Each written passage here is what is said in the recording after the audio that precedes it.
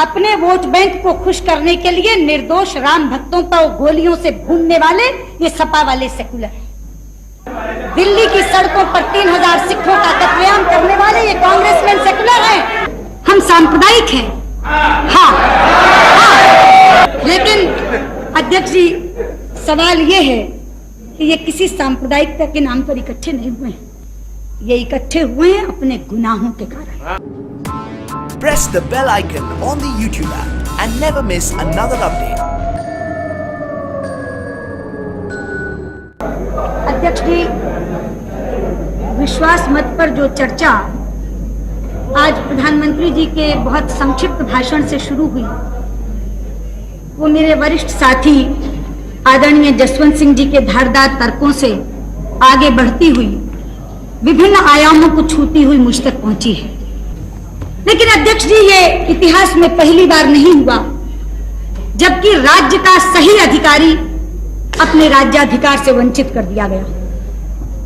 त्रेता में यही घटना राम के साथ घटी थी। राज तिलक करते करते वनवास दे दिया गया।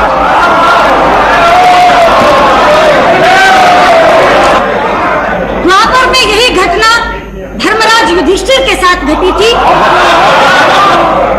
जब धूर्त शकुनी की दुष्ट चालों ने राज्य के अधिकारी को राज्य से बाहर कर दिया था। अध्यक्ष जी, यदि एक मंथरा और एक शकुनी राम और युधिष्ठिर जैसे महापुरुषों को सत्ता से बाहर कर सकते हैं, तो हमारे खिलाफ तो कितनी मंथराएं और कितने शकुनी हम राज्य में बने कैसे रह सकते थे। अध्यक्ष जी, राम राज्य और सुराज्य की शायद नियति ही ये है कि वो एक बड़े झटके के बाद मिलता है, और इसीलिए मैं पूरे विश्वास से कहना चाहती हूँ कि जिस दिन 28 तारीख की दोपहर को मेरे आदरणीय नेता अटल बिहारी वाजपेयी ने इस सदन में प्रधानमंत्री पद से अपने त्याग पत्र की घोषणा की थी, हिंदुस्तान में उस दिन राम राज्य की भूमिका तैयार हो गई। हिंदुस्तान में उस दिन स्वराज्य की नींव पड़ गई थी। दूरदर्शन के सामने जीवंत प्रसारण देखने वाला हिंदुस्तान का वो मतदाता उनके त्याग पत्र की घोषणा के साथ कह उठा था, ये अन्याय हुआ है, अन्याय हुआ है।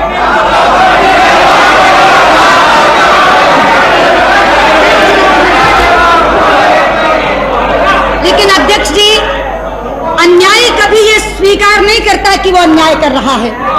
अन्यायी तो अपने स्वार्थ को सिद्धांत का बाना पहनाकर इस तरह प्रस्तुत करता है जैसे सबसे बड़ा न्याय कर रहा है, और यही इस सदन में घटा। यही इस सदन में घटा। धर्मनिरपेक्षता का बाना पहनकर हम पर सांप्रदायिकता का आरोप लगाकर ये तमाम लोग एक साथ हो गए, एकजुट हो गए।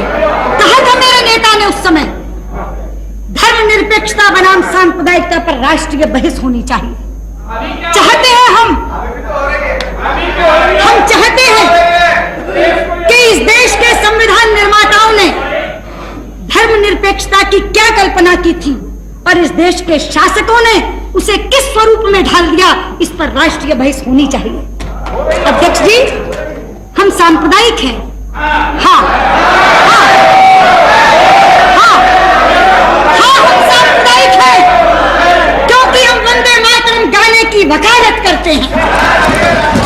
हम सांप्रदायिक हैं क्योंकि हम राष्ट्रीय ध्वज के सम्मान के लिए लड़ते हैं। हम सांप्रदायिक हैं क्योंकि हम धारा 370 को समाप्त करने की मांग करते हैं। हम सांप्रदायिक हैं क्योंकि हम हिंदुस्तान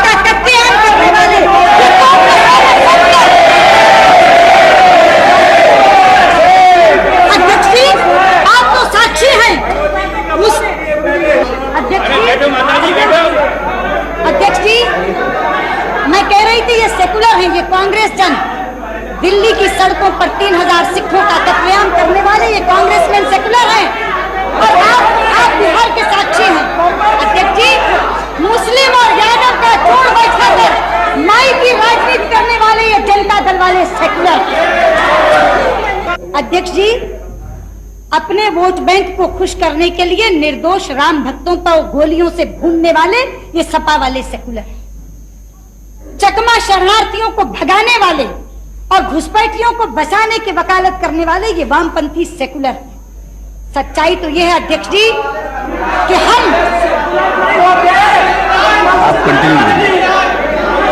सच्चाई तो यह है अध्यक्ष जी कि चूंकि हम अपने हिंदू होने पर शर्म महसूस नहीं करते, इसलिए हम कम्युनल हैं, इसलिए हम सांप्रदायिक हैं।